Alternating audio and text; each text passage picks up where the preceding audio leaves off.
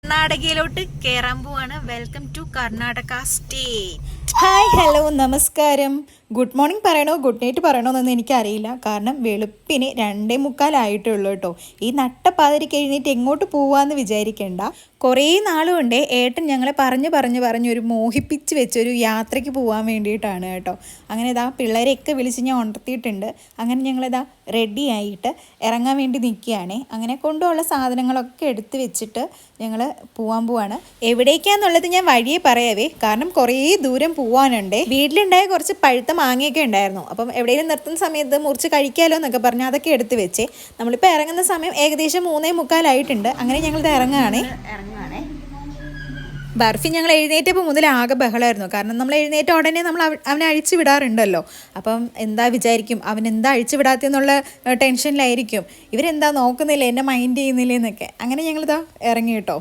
നേരെ പോയി വണ്ടിയിൽ പെട്രോളൊക്കെ ഫില്ല് ചെയ്ത് നമ്മളിതാ യാത്ര തുടങ്ങി. അങ്ങനെ നമ്മൾ യാത്ര തുടങ്ങി അങ്ങനെ പോയിക്കൊണ്ടിരിക്കുമ്പം വല്ലപ്പുഴ എത്തിയപ്പം റെയിൽവേ ഗേറ്റ് അടച്ചിട്ടേക്കായിരുന്നു. കുറച്ച് നേരം അവിടെ വെയിറ്റ് ചെയ്തിരിക്കുമ്പോഴാണ് അവിടെ രാത്രി റോഡ് പണി നടക്കുന്നത് കാണുന്നത്.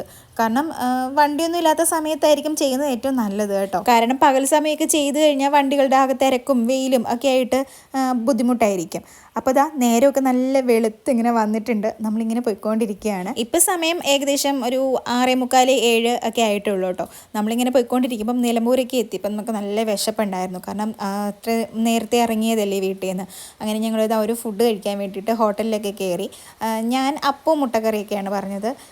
കുട്ടികളെ ഏട്ടനും പൊറോട്ടയും ബീഫൊക്കെ വാങ്ങിച്ച് അവരൊക്കെ കഴിച്ചു. അങ്ങനെ നമ്മൾ കഴിക്കലൊക്കെ കഴിഞ്ഞിട്ട് ഇതാ പോവുകയാണ് കേട്ടോ. അപ്പോൾ രാവിലെയൊക്കെ ഇങ്ങനെ തേയില നുള്ളുന്ന ചേച്ചിമാരൊക്കെ ഇങ്ങനെ പോയിക്കൊണ്ടിരിക്കുന്നുണ്ടായിരുന്നു 2 വഴിയിൽ കൂടെയും. നമ്മളങ്ങനെ ഇതാ മസനഗുടി അല്ല, ഗൂഡല്ലൂർ കയറുകയാണ്. അയ്യോ, ഞാൻ ഇനിയും പോകുന്നത് എവിടേക്കാന്ന് പറഞ്ഞില്ലല്ലേ. നമ്മൾ മുതുമലൈ ടൈഗർ റിസർവ്സും പിന്നെ ബന്ദിപ്പൂരും ആണ് പോകുന്നത് കേട്ടോ. അപ്പോൾ കുറേ മൃഗങ്ങളെയൊക്കെ കാണാൻ പറ്റും എന്ന് പറഞ്ഞിട്ട് കുറേ നാളിങ്ങനെ പറഞ്ഞിട്ട് ഇങ്ങനെ ഇരിപ്പുണ്ടായിരുന്നു. അങ്ങനെ ഞങ്ങളിതാ മുതുമല എത്തി. ഫസ്റ്റ് തന്നെ മുതുമലൈ ചെക്ക് പോസ്റ്റ് കടന്ന് ഞങ്ങൾ പോയിക്കൊണ്ടിരിക്കുകയാണ്. എൻ്റെ ബഹളം കേട്ടിട്ട് ആദ്യമായിട്ടാണോ മാനിനെ കണ്ടെന്ന് തോന്നരുത്.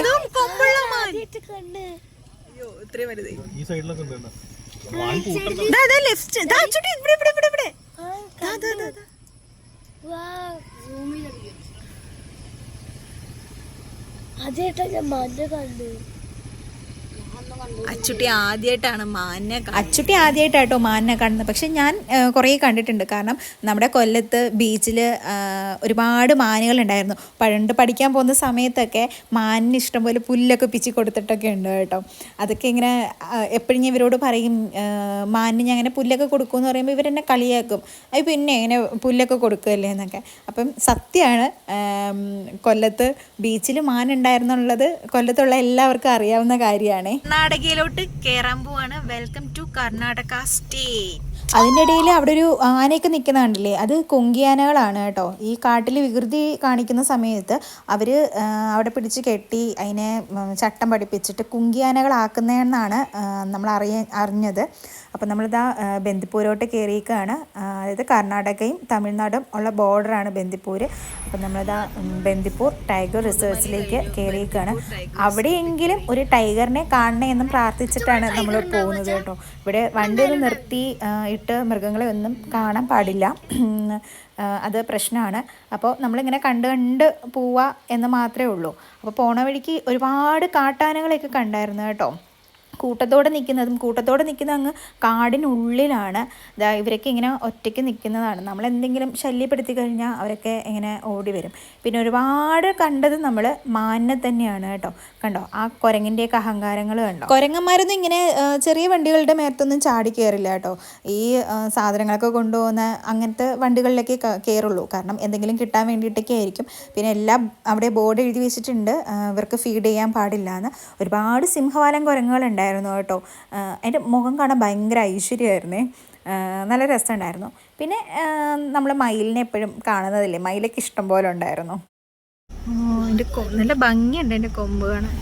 മാനുകളെല്ലാം പിന്നെ ഇങ്ങനെ കൂട്ടത്തോടെ ആയിരിക്കും. പിന്നെ അവിടെ ഇവിടെ മാത്രമേ ഇങ്ങനെ ഒന്ന് രണ്ടെണ്ണം ഒക്കെ ഒറ്റയ്ക്ക് നിൽക്കുന്നുള്ളൂ കേട്ടോ. നമ്മളങ്ങനെ ബന്ദിപ്പൂരിൽ നിന്ന് വീണ്ടും തിരിച്ച് മുതുമലയിലേക്ക് വരികയാണ്. അപ്പോൾ അത് അവിടെ ഇങ്ങനെ നേരത്തെ കെട്ടിയിരുന്ന ആനകളുടെ ഒപ്പം തന്നെ വേറെ കുറേ ആനകളെയൊക്കെ ഇങ്ങനെ കെട്ടിയിട്ടിട്ട് നിർത്തിയിട്ടുണ്ടായിരുന്നു. ദാ കണ്ടില്ലേ, മാൻകൂട്ടങ്ങൾ തന്നെയാണ്. നമ്മളിനി മസനഗുഡി വഴി ഊട്ടിക്ക് പോകുന്നില്ല. കാരണം പിറ്റേ ദിവസം എനിക്കും ഞങ്ങൾ വേറൊരു ടീമിനും ഒരു യാത്ര ഉള്ളത് കാരണം ഊട്ടിക്ക് പോവാതെ മസനഗുഡി ഒന്ന് പോയിട്ട് വരാമെന്ന് വിചാരിച്ചിട്ട് നിർത്തിയിട്ട് നമ്മൾ ചായയൊക്കെ കുടിക്കാൻ വേണ്ടി ഇറങ്ങിയതാണ് കേട്ടോ. ഈ ഒരു സ്പോട്ടെന്ന് പറഞ്ഞാൽ അടിപൊളിയാണ്. എൻ്റെ സ്റ്റോറീസും സ്റ്റാറ്റസും ഒക്കെ കണ്ടവർക്ക് അറിയായിരിക്കും കേട്ടോ. അടിപൊളി സ്ഥലമായിരുന്നേ. നമ്മളങ്ങനെ അവിടുന്ന് തിരിച്ച് വരുന്ന വഴിക്ക് ഒന്ന് വിശപ്പൊക്കെ തുടങ്ങി. അപ്പോൾ എന്തെങ്കിലും കുറയ്ക്കാൻ വേണ്ടിയിട്ട് ചിപ്സും പിന്നെ ഊട്ടി ബർക്കിയൊക്കെ ഉണ്ടായിരുന്നു, അതുമൊക്കെ വാങ്ങിയിട്ട് അങ്ങനെ കയറി. നമ്മളങ്ങനെ തിരിച്ച് രാവിലെ കയറിയ ഹോട്ടലിൽ തന്നെ ഫുഡ് കഴിക്കാൻ കയറി. കാരണം അവിടുത്തെ നല്ല ഫുഡായിരുന്നു രാവിലെ കഴിച്ചത്. അപ്പം ഞങ്ങൾ പറഞ്ഞു ഉച്ചയ്ക്ക് അവിടുന്ന് തന്നെ കഴിക്കാമെന്ന്. അങ്ങനെ ഞങ്ങളിതാ ബിരിയാണിയൊക്കെ വാങ്ങിച്ച് കഴിച്ചിട്ട് തിരിച്ച് വരുന്ന വഴിക്ക് നിറയെ ക്യാരറ്റും ബീട്രൂട്ടൊക്കെ വെച്ചിരുന്ന ഒരു അപ്പൂപ്പൻ നിന്ന് വിൽക്കുന്നത് കണ്ട് അങ്ങനെ ഓരോ കെട്ട് ബീട്രൂട്ടും ക്യാരറ്റും വാങ്ങി. ആ ബീട്രൂട്ടിൻ്റെ ഇലയുണ്ടല്ലോ, അത് തോരൻ വെച്ച് കഴിക്കാൻ നല്ല ടേസ്റ്റാണ് കേട്ടോ. അപ്പോൾ അന്ന് ഊട്ടിക്ക് പോയപ്പോൾ ഞങ്ങൾ വാങ്ങിയായിരുന്നു കേട്ടോ. അങ്ങനെ തിരിച്ച് വരുമ്പോൾ വീണ്ടും ചോളം വിൽക്കുന്നുണ്ടായിരുന്നു. അങ്ങനെ നല്ല മസാലയൊക്കെ തേച്ച് ചോളം വാങ്ങിയിട്ട് 4 പീസൊക്കെ ആക്കിയിട്ട് ഞങ്ങൾ കഴിച്ചു കേട്ടോ. അങ്ങനെ ഞങ്ങളിതാ തിരിച്ച് വീട്ടിലേക്ക് പോരുകയാണ്.